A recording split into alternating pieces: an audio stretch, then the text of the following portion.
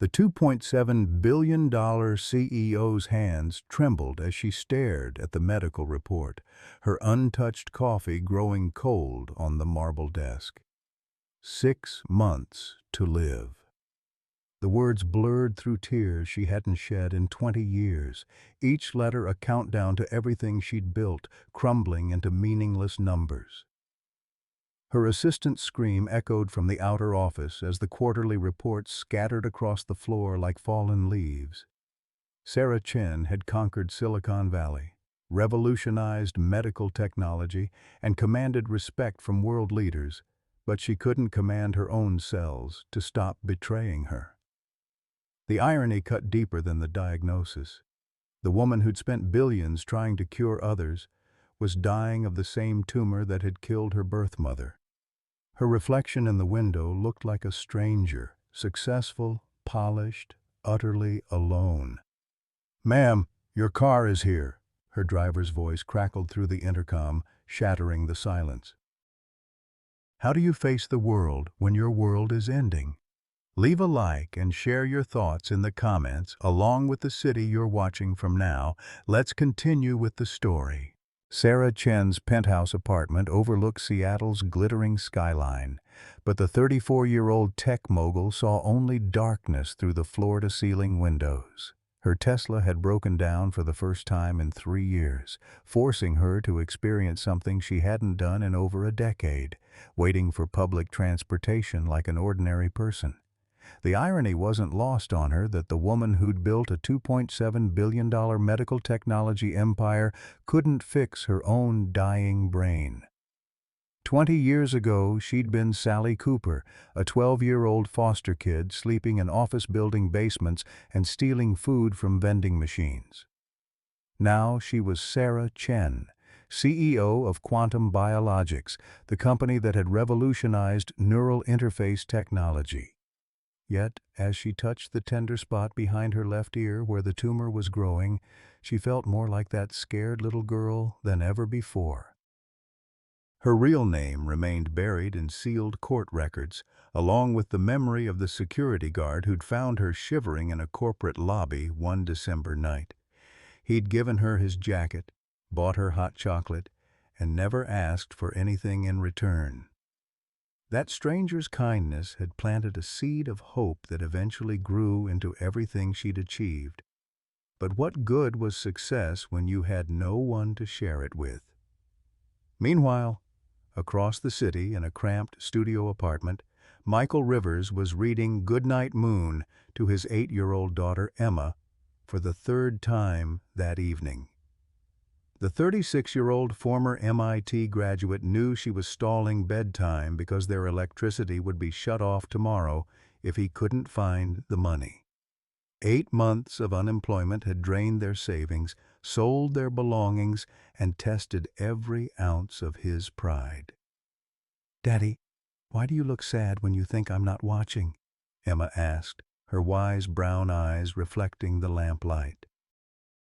Michael forced a smile, the same one he'd been perfecting since his wife died 3 years ago. "Just thinking about tomorrow, sweetheart. Big day ahead." He didn't mention the eviction notice hidden under a stack of rejection letters, or that he'd spent his last $20 on her favorite cereal instead of his blood pressure medication.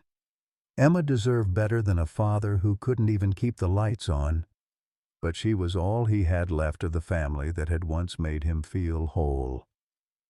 As Seattle's rare October cold snap settled over the city, both Sarah and Michael would find themselves at the same bus stop on Pine Street, neither knowing that a threadbare jacket and the kindness of strangers was about to change everything.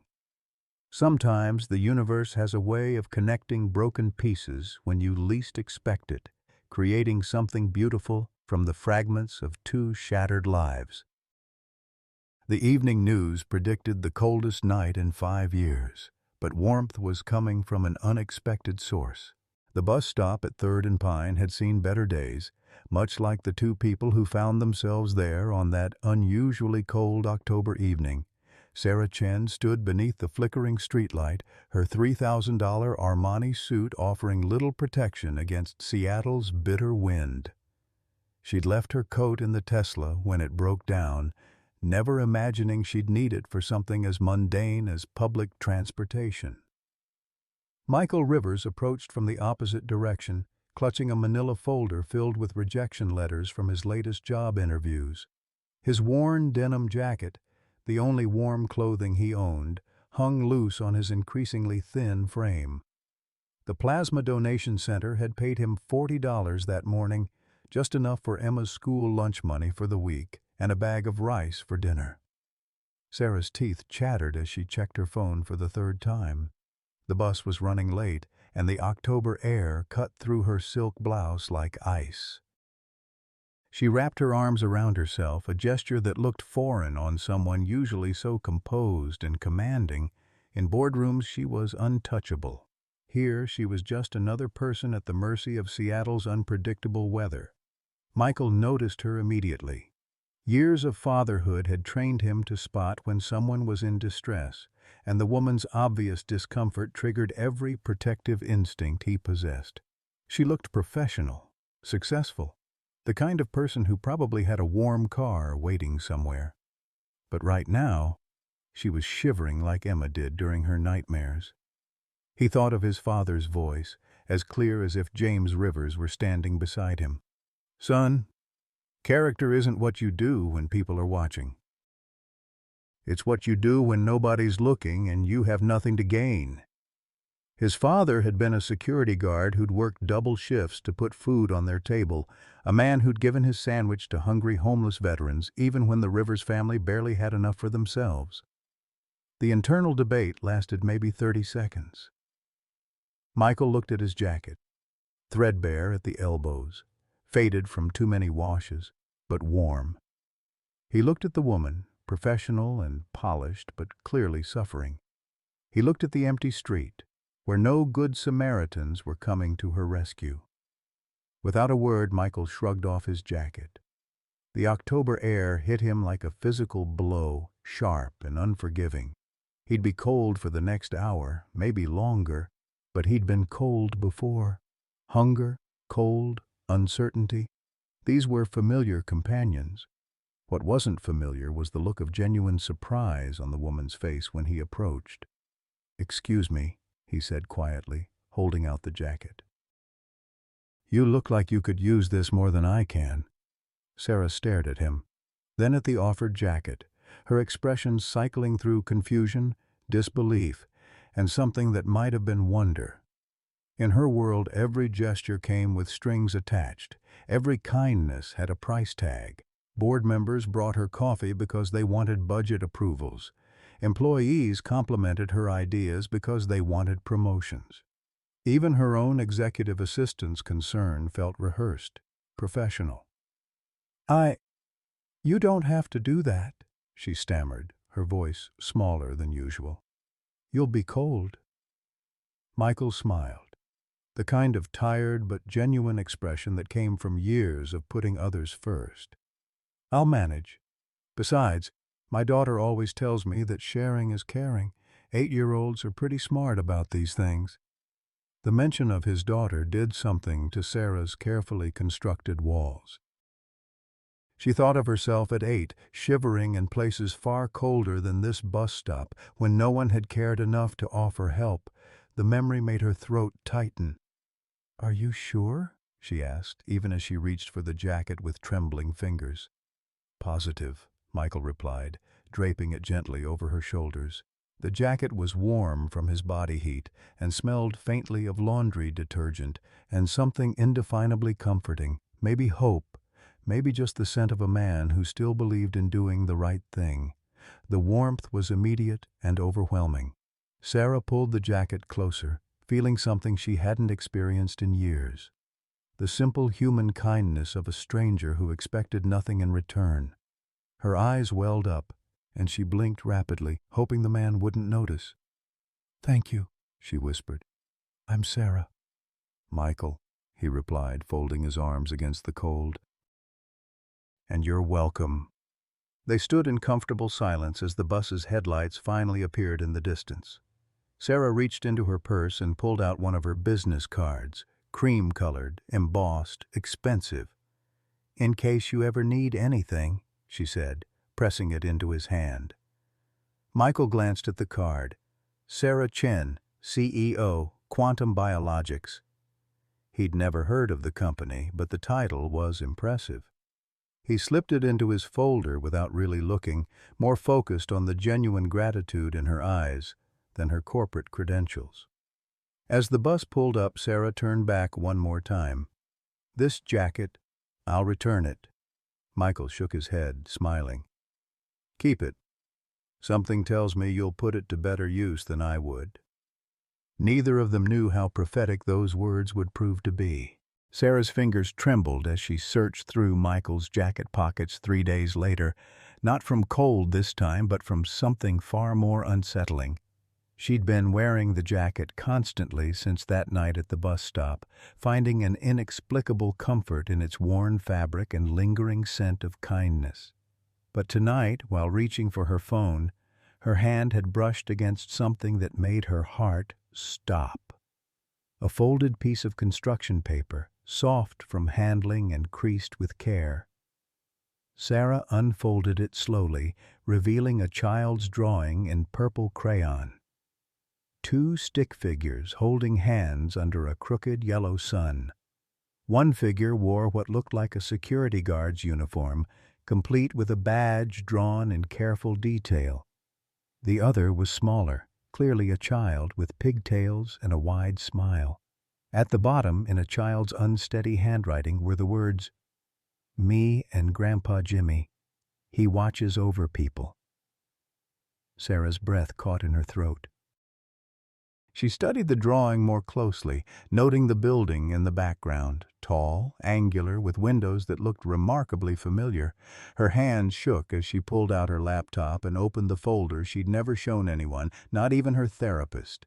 20 years of searching, 20 years of hiring private investigators to find a ghost. The security footage was grainy, dated December 15, 2003. A 12-year-old girl with dirty blonde hair and clothes that hung too loose sat curled in the corner of a corporate lobby at 2 a.m. The timestamp showed 2:47 when a security guard approached, a tall man with kind eyes and graying temples. Sarah had watched this footage hundreds of times, memorizing every gesture as the man brought her hot chocolate from the vending machine, gave her his jacket, and sat with her until morning without asking a single question about why she was there. The name tag on his uniform read J. Rivers. Now, staring at Emma's drawing, Sarah felt the walls of her carefully constructed world begin to crumble. James Rivers, Jimmy, Grandpa Jimmy, who watches over people. The security guard who had saved her life wasn't some random stranger. He was Michael's father. Her phone rang, startling her from the revelation. The caller ID showed Dr. Martinez, her oncologist. "Sarah, I've been reviewing your latest scans." Dr. Martinez's voice was carefully neutral, the tone doctors used when delivering news no one wanted to hear. "The tumor has grown faster than we anticipated. We need to discuss more aggressive treatment options immediately." Sarah barely heard the words about experimental procedures and clinical trials. Her mind was reeling with the impossible coincidence that had brought her and Michael together. Or maybe it wasn't coincidence at all. Maybe it was something her logical, scientific brain couldn't quantify. Maybe it was fate, karma, or simply the universe's way of completing a circle that had been 20 years in the making. Meanwhile, across the city, Michael was discovering his own devastating truth.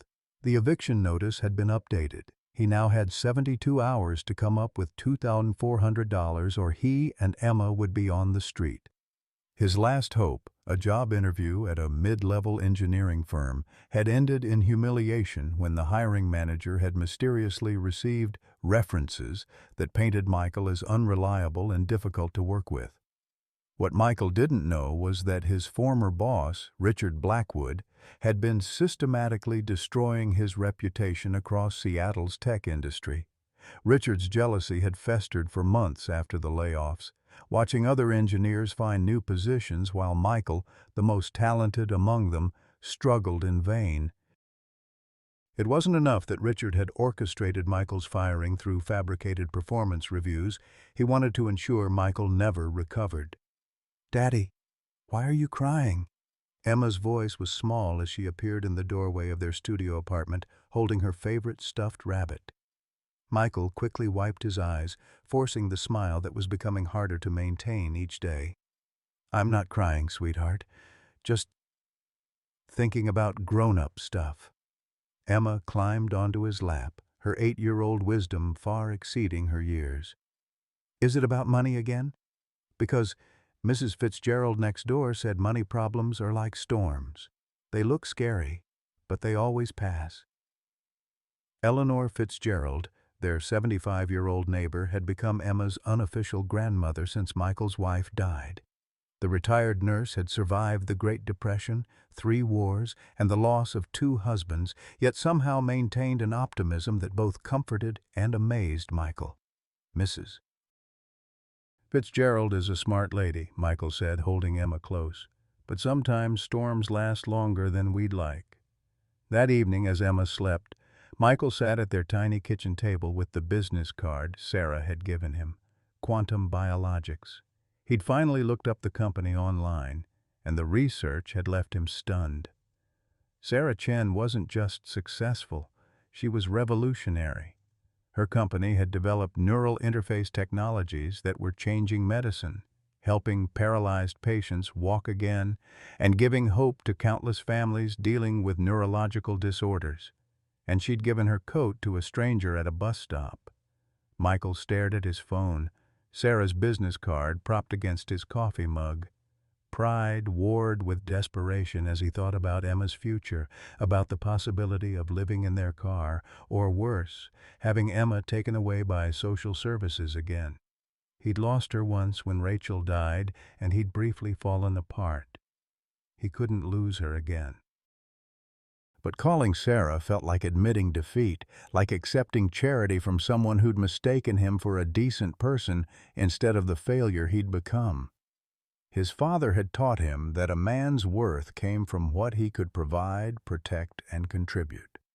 Right now, Michael felt worthless on all 3 counts. The clock on the microwave showed 11:47 p.m. when Michael finally picked up his phone. Sarah Chen had offered help to a stranger who'd shown her kindness. The least he could do was give her the chance to make good on that offer, even if it meant swallowing every ounce of pride he had left. His finger hovered over the dial button, unaware that across the city Sarah was staring at Emma's drawing and coming to her own impossible realization about fate, kindness, and the mysterious ways that broken people sometimes find exactly what they need in each other. Sarah's hands shook as she stared at the drawing spread across her mahogany desk, the child's crayon strokes seeming to pulse with significance under the harsh office lighting. She'd spent the entire night researching James Rivers, piecing together fragments of a man's life from obituaries, employment records, and social media tributes. Security guard for 32 years, survived by son Michael Rivers, daughter-in-law Rachel Rivers, and granddaughter Emma Rivers. The timeline matched perfectly. James Rivers had been working at the Meridian building the night he'd saved 12-year-old Sally Cooper. Her private investigator had been thorough in his report about Michael, MIT graduate, summa cum laude. Former lead engineer at Blackwood Technologies, terminated 8 months ago for performance inconsistencies, a corporate euphemism that Sarah recognized as suspicious. Michael Rivers wasn't just intelligent, he was brilliant, with patents and biomedical engineering that had caught her attention even before she'd known who he was. And now he was delivering flowers for $10 an hour because someone had systematically destroyed his career. The intercom buzzed. "Miss Chen, there's a Michael Rivers here to see you. He says you gave him your card?" Sarah's breath caught. After 48 hours of internal debate about whether to contact him, fate had made the decision for her. "Send him up immediately." She quickly folded Emma's drawing, and slipped it into her desk drawer, her mind racing with how to navigate this conversation. How do you tell someone that their father saved your life without sounding insane? How do you offer help without revealing your own desperation? Michael stepped into her office 15 minutes later, and Sarah was struck by how different he looked in the harsh fluorescent lighting. The kindness was still there in his eyes, but she could see the weight of months of rejection, the quiet desperation of a man watching his world collapse. His clothes were clean but worn, his shoes resoled at least twice, and he carried himself with the careful dignity of someone who'd learned to expect disappointment. "Thank you for seeing me," Michael said, his voice formal in a way that suggested he'd practiced this conversation. "I wanted to return your jacket first." He held out the worn denim, and Sarah felt a pang of loss at the thought of giving up the comfort it had provided. "Keep it," she said quickly. "Please. It looks better on you anyway." Michael's smile was tired but genuine. "That's kind of you, but I didn't come here for charity. I came because—" He paused, struggling with words that clearly cost him. "Because my daughter and I are in a difficult situation, and you mentioned if I ever needed anything." Sarah gestured to the chair across from her desk. "Sit, please, and tell me what's happening." Over the next 20 minutes, Michael laid out his circumstances with the matter-of-fact tone of someone who'd learned that sugarcoating reality didn't change it. The layoffs at Blackwood Technologies, 8 months of unsuccessful job hunting, the eviction notice, Emma's medical expenses from a bout of pneumonia they couldn't afford to treat properly. He spoke without self-pity, but Sarah could hear the exhaustion underneath his words. "I've never asked for help before," Michael said finally. "My father raised me to believe that a man provides for his family, that accepting charity was, well, it was weakness. But Emma deserves better than what I can give her right now." Sarah's throat tightened at the mention of his father. "What did your father do for work?" "Security, night shift mostly, at downtown office buildings. He used to say he was a guardian angel for people who worked too late." Michael's expression softened. "He died 3 years ago, just before my wife got sick. Cancer took them both within 6 months of each other." The irony was almost unbearable. James Rivers had been a guardian angel, specifically her guardian angel. And now his son was sitting in her office asking for the same kind of help his father had given freely to a stranger 20 years ago. "Michael," Sarah said carefully, "what if I told you I have a position available? Director of Biomedical Innovation. It would involve developing medical devices that could help people with neurological conditions. The salary would be $180,000 a year, plus health insurance and equity in the company." Michael's face went through a series of expressions: hope, suspicion, and finally something that looked like pain. "Ms. Chen, I appreciate the thought, but I'm not stupid. CEOs don't create 6-figure positions on the spot for unemployed strangers they met at bus stops." "This is charity, and I can't—" "It's not charity," Sarah interrupted, perhaps too forcefully. "I've researched your background, your patents in neural interface technology, your work on brain-computer protocols at MIT, your publications on biomedical applications. I need someone with exactly your expertise." "For what?"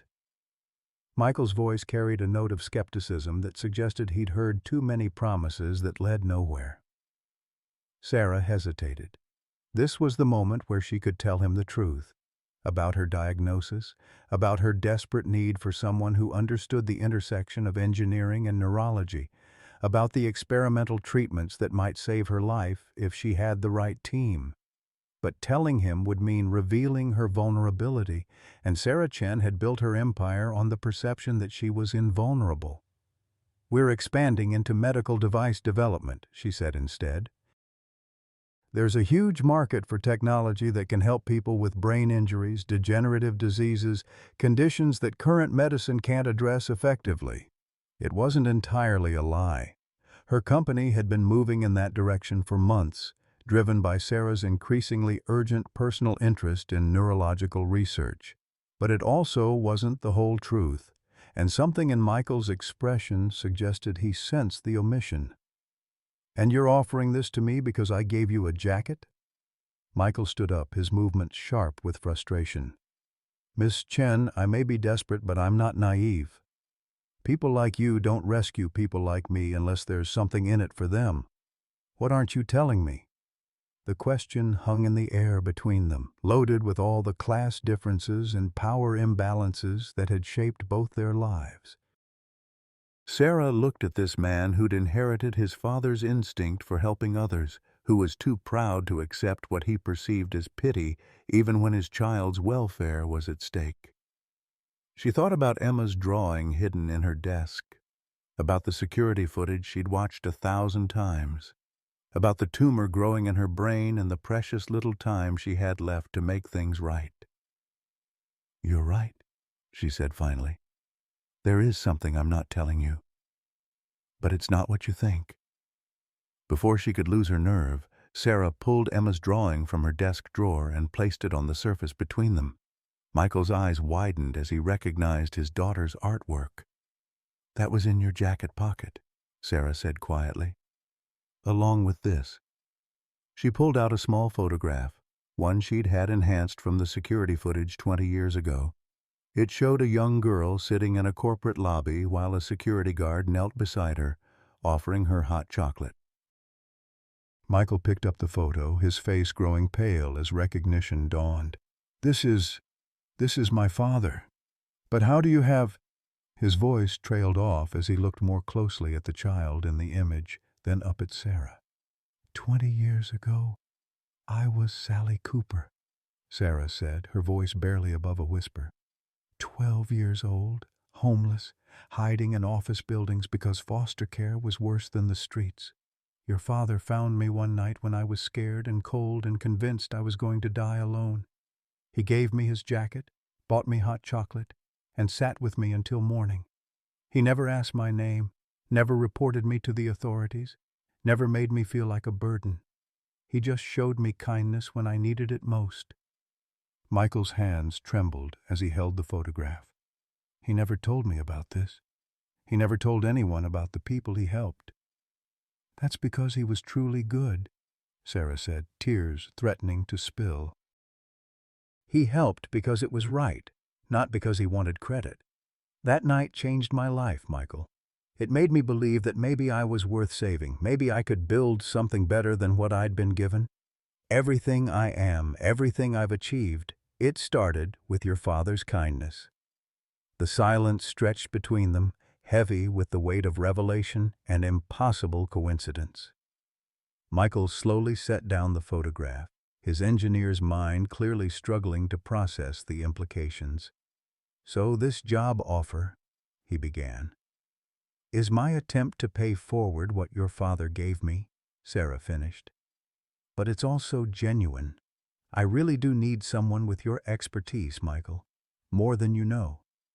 She could see him wavering, pride battling with necessity, skepticism fighting against the evidence of cosmic justice in front of him. Emma's drawing seemed to glow under the office lights, a child's innocent tribute to a grandfather who'd been a hero without ever knowing it. "There's more, isn't there?" Michael asked quietly. "Something you're still not telling me." Sarah nodded, knowing that this moment would determine everything that came next. "Yes.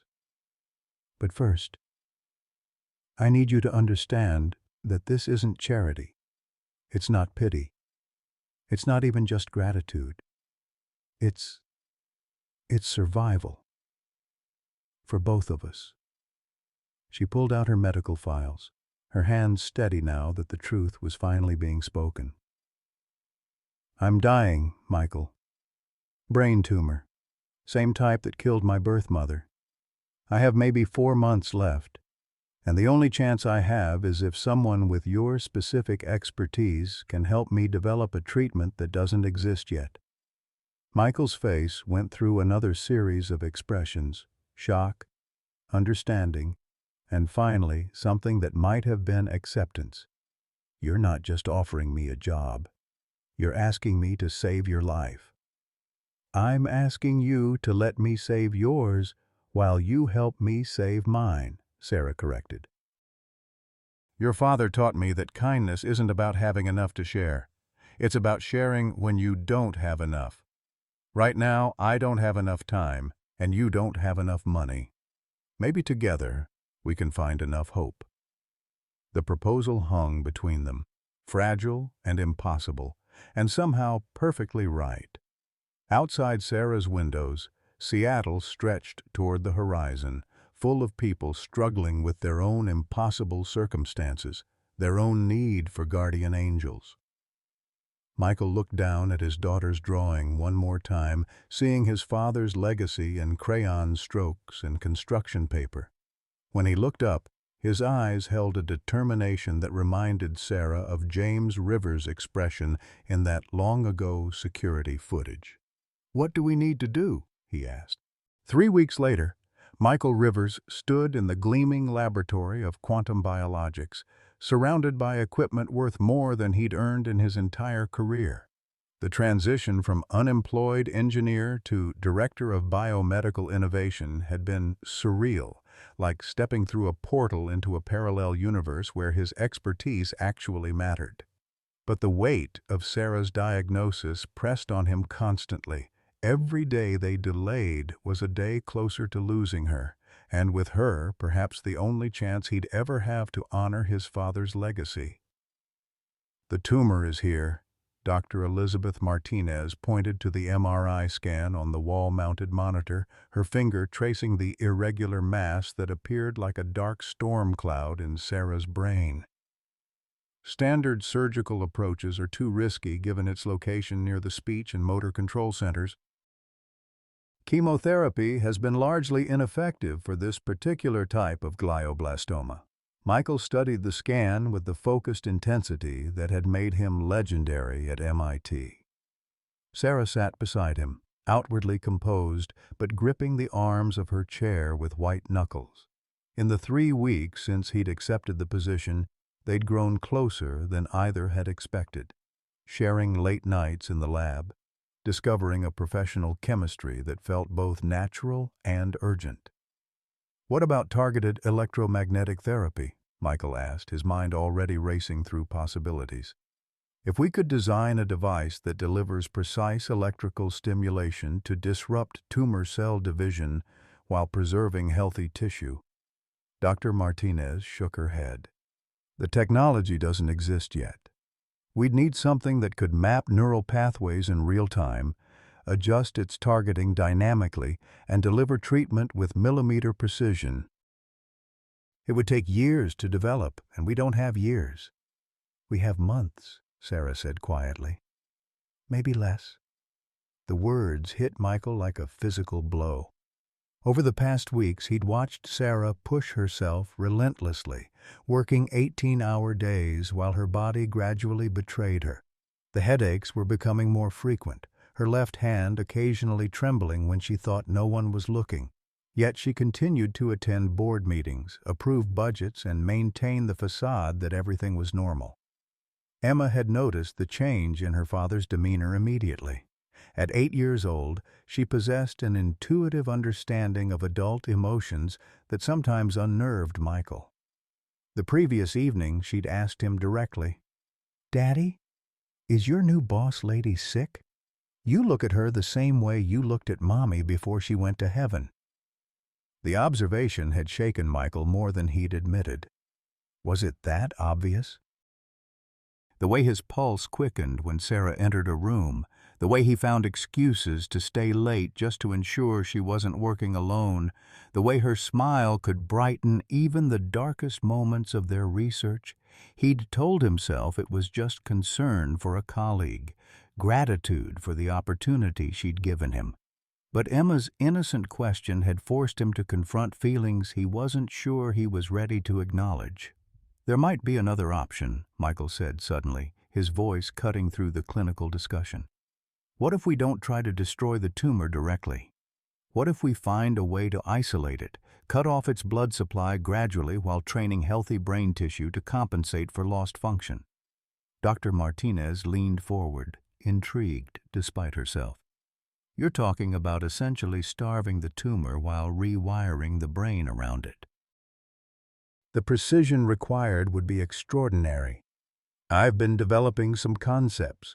Michael pulled out his tablet, showing them detailed schematics he'd been working on during sleepless nights. A network of microelectrodes that could map neural activity in real time, identify critical pathways, and guide the growth of new connections. It's based on research I did at MIT about neuroplasticity in stroke patients. Sarah studied the designs with growing excitement. This could work. The mapping technology exists. We'd need to adapt it, miniaturize it. But the foundation is there. How long would you need? 6 weeks for a prototype, Michael said. Maybe 8 to test and refine it. We don't have 8 weeks, Dr. Martinez interjected gently. Sarah's latest scans show the tumor is growing faster than we initially projected. 6 weeks might be pushing it. The room fell silent as the implications sank in. Michael felt the familiar weight of impossible deadlines, of other people's lives hanging in the balance of his ability to solve problems that had stumped entire teams of researchers. But this time felt different. This time, it wasn't just professional reputation at stake, it was the life of someone who'd become increasingly important to him, someone whose father had saved his own life 2 decades ago. Then we work faster, Michael said with quiet determination. Around the clock, if necessary. Sarah, I'll need access to your neural mapping equipment, a team of technicians, and complete autonomy to make design decisions without committee approval. Done, Sarah replied immediately. Whatever you need. As they left the medical center, Sarah and Michael walked in contemplative silence through downtown Seattle.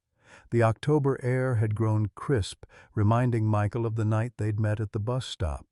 It felt like a lifetime ago, though barely a month had passed.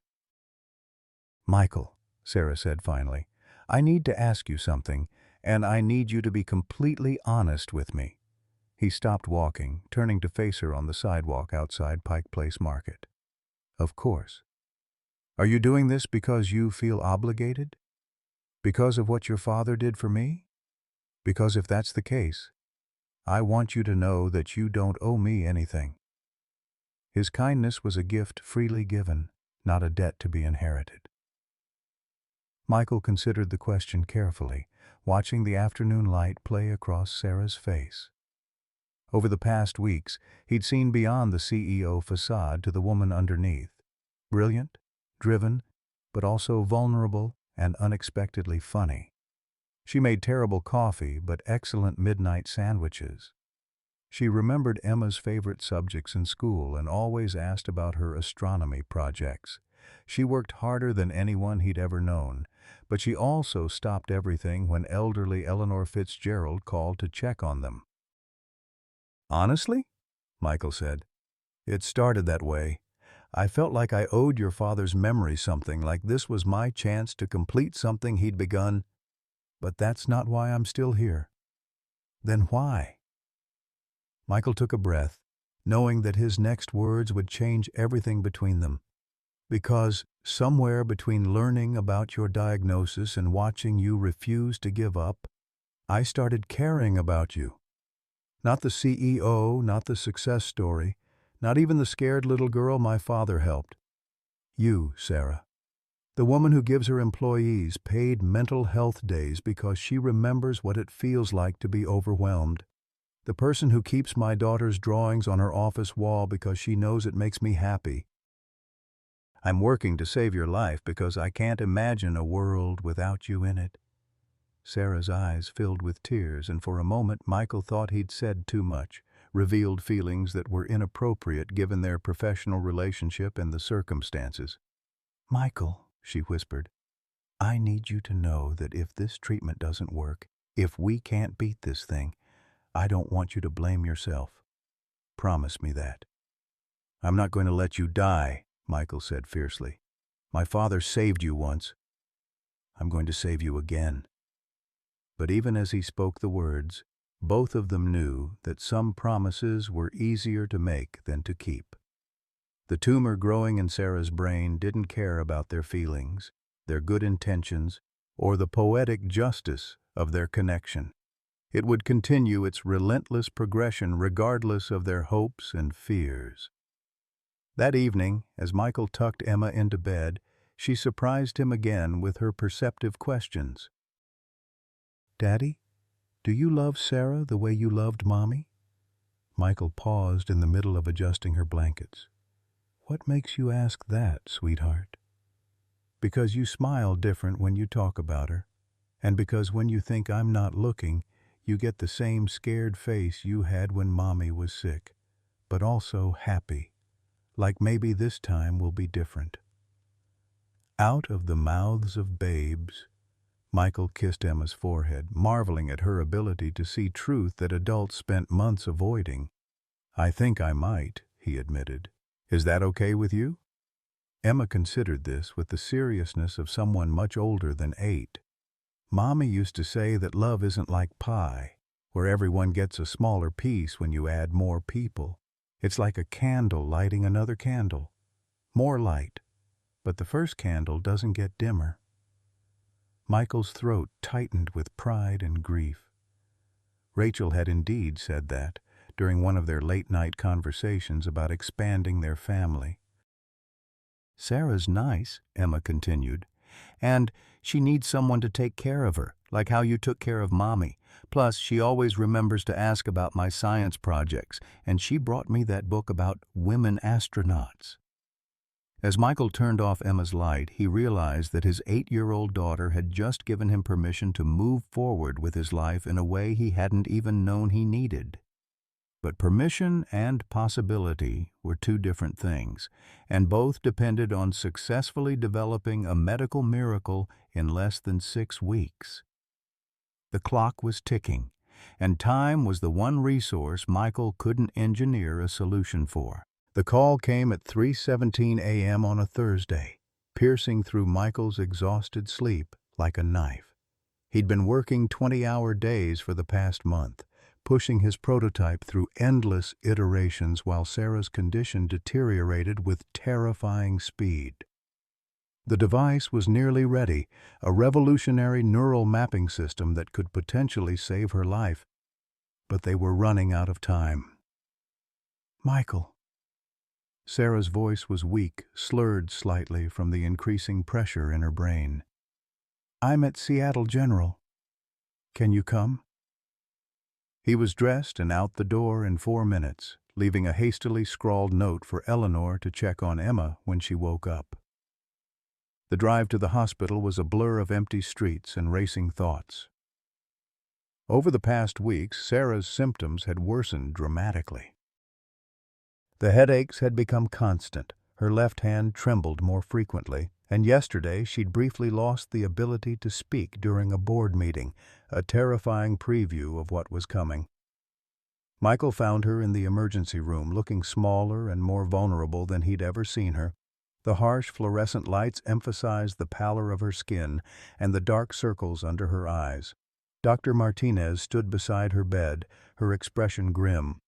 "The latest MRI shows significant growth," Dr. Martinez said without preamble. "The tumor has expanded into areas we hope to avoid. Sarah's experiencing increased intracranial pressure, and we're seeing signs of impending brain herniation." Michael felt the blood drain from his face. Brain herniation was often fatal, a condition where increased pressure forces brain tissue through openings in the skull. "How long do we have?" "Days, possibly a week if we can control the swelling with medication," Dr. Martinez replied. "I'm sorry, Michael, but we need to discuss end-of-life care options." "No." The word came out sharper than Michael intended. "The prototype is ready. I just need 12 more hours to run final calibrations." "Michael," Sarah whispered, reaching for his hand with her trembling fingers. "It's okay. We tried. You tried. That's more than anyone else was willing to do." But Michael wasn't listening. His mind was racing through calculations, timelines, risk assessments. The device hadn't completed all its safety trials. Using it now would be experimental at best, recklessly dangerous at worst. But doing nothing meant watching Sarah die, and that wasn't an option he could accept. "I need to make some calls," he said abruptly, already pulling out his phone. What followed was the most intense 12 hours of Michael's life. He called in every favor he'd ever earned, contacted colleagues from MIT who'd moved on to regulatory agencies, and leveraged Sarah's own connections in the medical technology world. By early afternoon, they had emergency FDA approval for a compassionate use exemption, a rarely granted permission to use experimental treatments when no other options existed.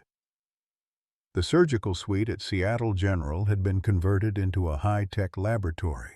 Michael's prototype neural mapping device sat alongside traditional surgical equipment, its sleek design looking almost alien in the sterile environment. The team assembled was small but elite. Dr. Martinez, two neurosurgeons from Johns Hopkins who'd flown in specifically for this procedure, and Michael himself as the only person who truly understood how the device worked. Sarah lay on the operating table, her head secured in a stereotactic frame, while Michael made final adjustments to the mapping system. They'd decided to keep her conscious during the procedure, a standard practice for brain surgery that would allow them to monitor her cognitive function in real time. "Are you ready?" Dr. Martinez asked. Sarah's eyes found Michael's across the room. Despite everything, the fear, the uncertainty, the very real possibility that this experimental procedure could kill her faster than the tumor, she smiled. "I trust you. Your father saved me once. Now you're going to save me again." The first phase of the procedure went smoothly. The neural mapping device successfully created a detailed three-dimensional picture of Sarah's brain activity, showing not just the tumor's location but also the critical pathways it was disrupting. Michael watched the monitor with growing excitement as the system identified alternative neural routes that could potentially bypass the damaged areas. But 20 minutes into the surgery, something went wrong. Sarah's vital signs spiked suddenly, her blood pressure climbing to dangerous levels while her heart rate became erratic. The tumor had begun bleeding, a complication that could prove fatal within minutes. "We're losing her," one of the surgeons called out as alarms began blaring throughout the operating room.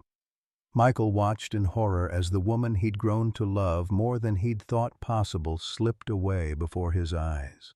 All his engineering expertise, all his careful planning, all his determination to honor his father's legacy, none of it seemed to matter in the face of Sarah's failing body. The monitors showed flatline after flatline, each one representing another system shutting down. Dr. Martinez worked frantically to control the bleeding while the surgical team fought to stabilize Sarah's condition, but Michael could see in their faces what they were all thinking. They were losing the battle. In that moment, as Sarah's life hung in the balance, Michael understood with crushing clarity that some problems couldn't be solved with intelligence or determination or even love.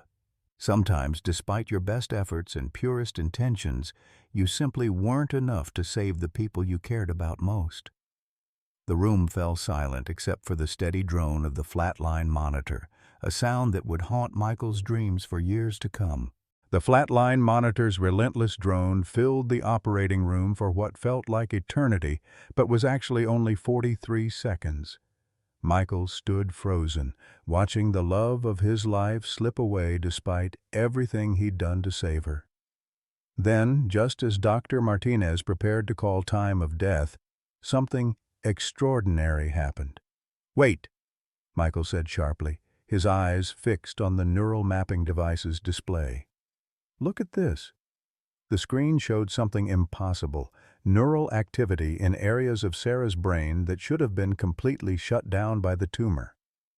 The experimental device was detecting electrical patterns that the traditional hospital monitors couldn't pick up, tiny sparks of life fighting to survive in the damaged tissue. Her brain is trying to reroute around the damaged areas, Michael said, his voice filled with sudden hope. The mapping system is showing alternative pathways forming in real time, Doctor Martinez. If we can support these new connections while they develop.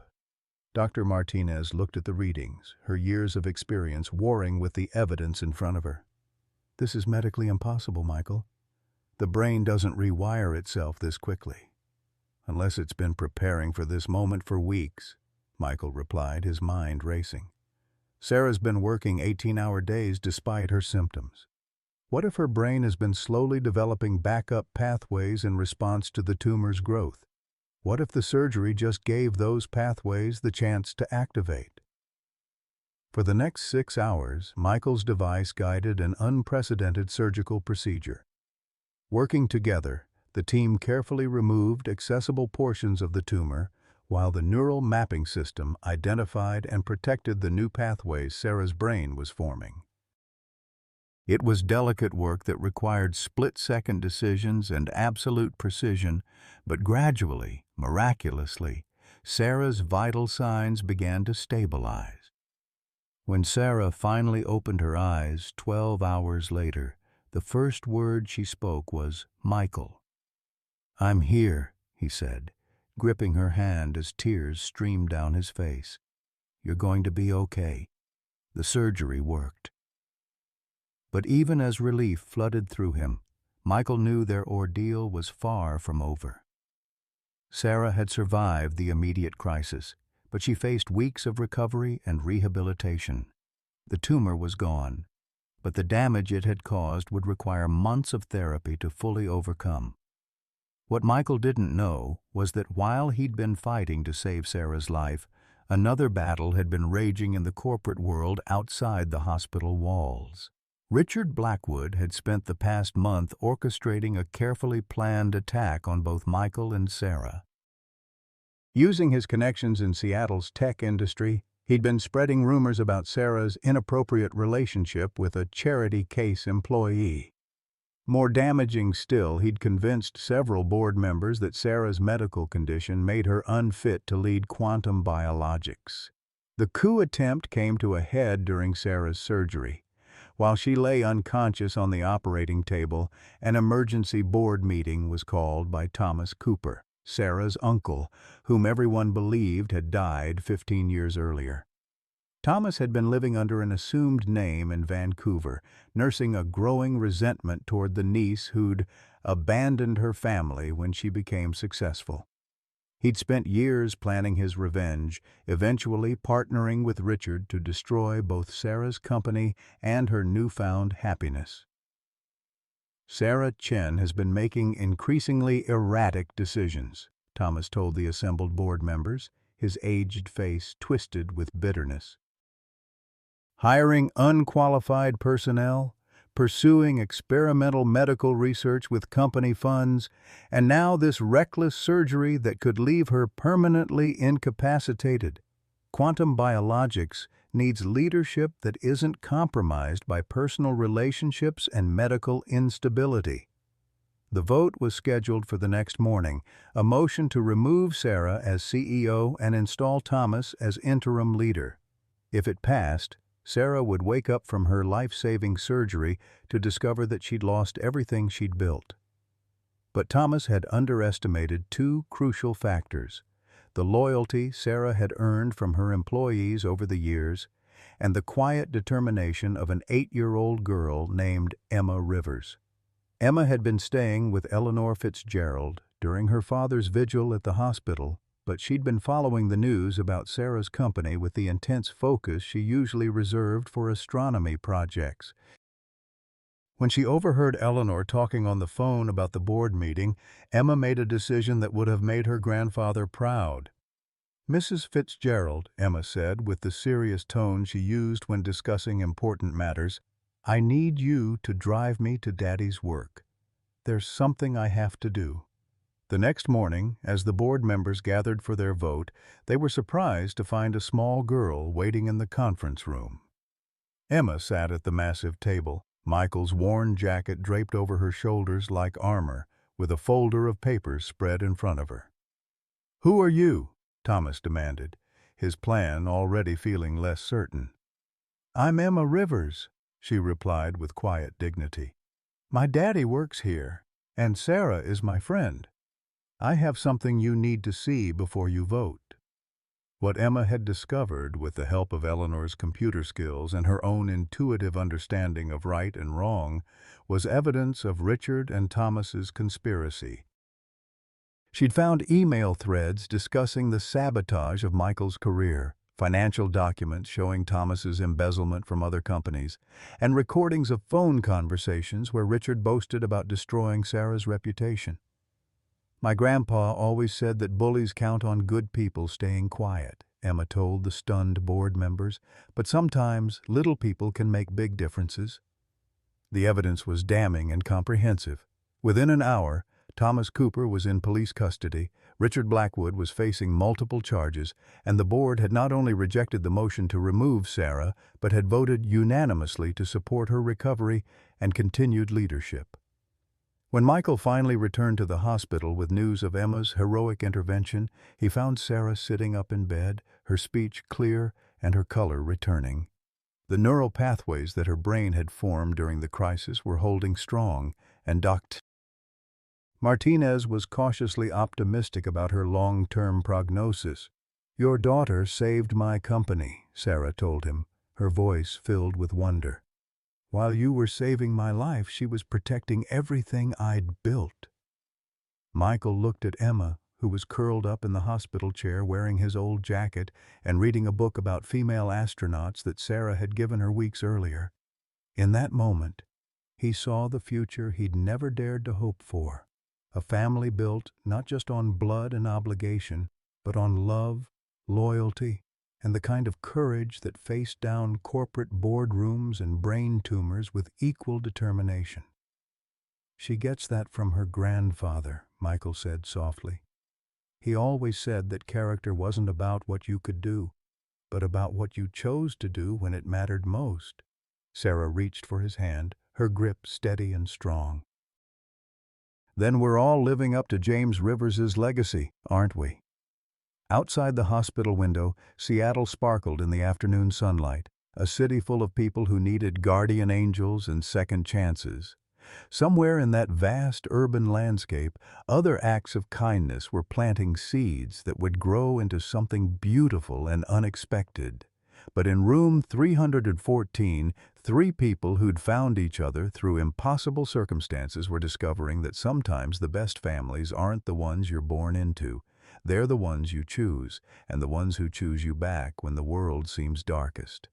The worst was over. Now came the beautiful, complicated work of building a life together, one day at a time, with love as their foundation and hope as their guide. 6 months later, the autumn air in Seattle carried the same crisp promise it had the night Michael first offered his jacket to a shivering stranger, but everything else had changed in ways that still felt miraculous to those who'd lived through the darkness. Sarah stood at the floor-to-ceiling windows of her penthouse, no longer the cold, sterile space it had once been.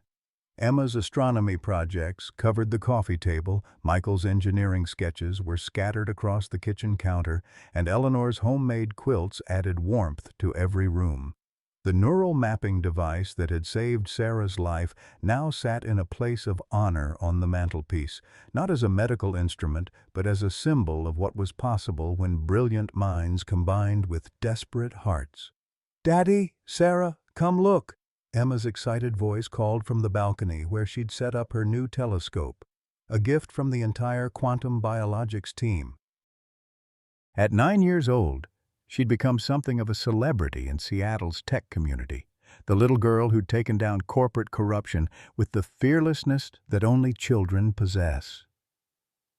Michael emerged from the kitchen, flour dusting his shirt from his attempts at making Eleanor's famous apple pie recipe.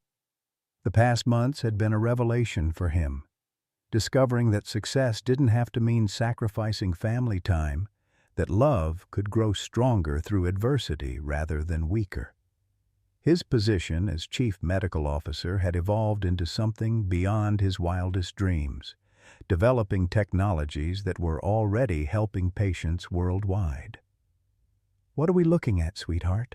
Sarah asked, wrapping her arms around Emma from behind. The gesture came naturally now, this woman who'd once been terrified of emotional connections finding joy in the simple intimacy of family life. "Jupiter's moons," Emma replied, with the enthusiasm she reserved for all celestial discoveries. "Mrs. Fitzgerald said Grandpa James used to tell her that people were like stars. You couldn't always see them during the day, but they were always there, watching over the people they loved." Sarah's throat tightened at the mention of the man whose kindness had started this entire journey. The security guard who'd saved a homeless child 20 years ago had also saved his son and future daughter-in-law in ways he could never have imagined. His legacy lived on not just in the foundation they'd established in his name, but in every act of kindness that rippled outward from their story. The Rivers Cooper Foundation had grown beyond anyone's expectations, funding everything from homeless shelters to medical research to programs that connected foster children with mentors. Sarah's brush with mortality had taught her that money was only meaningful when it was used to lift others up, and Michael's engineering brilliance had found new purpose in developing affordable medical devices for underserved communities. "I have something for both of you," Michael said, pulling out a small wrapped package.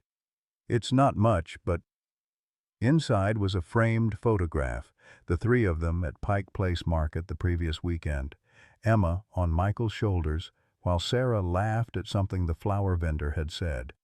But what made the gift special was the mat around the photo, crafted from pieces of the original jacket. The worn denim had been carefully preserved and transformed into something beautiful, a reminder of how the simplest gestures could change everything. "It's perfect," Sarah whispered, recognizing immediately what it meant. The jacket that had brought them together would now watch over their family, a tangible piece of the kindness that had saved them all. As evening settled over Seattle, the three of them remained on the balcony, Emma pointing out constellations while Michael and Sarah held each other close. In the distance, the city hummed with the lives of millions of people, each carrying their own struggles and dreams. Eleanor arrived for dinner as she did every Sunday, carrying stories from the neighborhood and wisdom earned through 76 years of watching the world change. Richard Blackwood was serving his sentence but had written to apologize, and Michael had surprised everyone by visiting him in prison, offering support for his recovery from gambling addiction. Even Thomas Cooper, despite his crimes, was receiving medical treatment funded by the foundation because Sarah had learned that forgiveness wasn't about what people deserved, but about who she chose to be. "You know," Eleanor said as they gathered around the dinner table, "I've lived long enough to see a lot of stories, but this one might be my favorite. Sometimes the good Lord works in mysterious ways, but sometimes He's pretty direct about it. He puts the right people in the right place at exactly the right time." Outside, Seattle's lights twinkled like earthbound stars, and somewhere in the city, other acts of kindness were beginning their own journeys toward something beautiful and unexpected. The jacket had done its work, proving that sometimes the smallest gesture, offered without expectation or agenda, could rewrite the future for everyone it touched. Love had triumphed, family had been chosen, and guardian angels still walked among them, often in the most ordinary disguises. Dear friends, this story reminds us that at any stage of life we still have the power to be someone's guardian angel.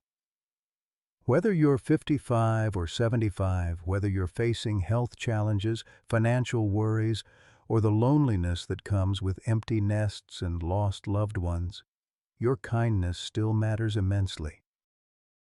Michael's father, James, was just a security guard working night shifts, but his simple act of giving a jacket to a scared child changed 3 generations of lives. How many times have we hesitated to help because we thought we didn't have enough to give? Sarah had billions, but felt empty until she learned that true wealth comes from human connection. Emma, at just 8 years old, proved that courage isn't about age. It's about standing up for what's right when it matters most. As we navigate our golden years, facing our own mortality and wondering about our legacy, remember this: the smallest gestures often create the biggest miracles. Your smile to a grocery store clerk, your call to a lonely neighbor, your encouragement to a struggling young parent, these aren't small acts. They're life-changing gifts wrapped in ordinary moments. What act of unexpected kindness changed your life? Have you ever hesitated to help someone because you felt you didn't have enough to offer? Share your story in the comments below. Your experience might be exactly what someone else needs to hear today.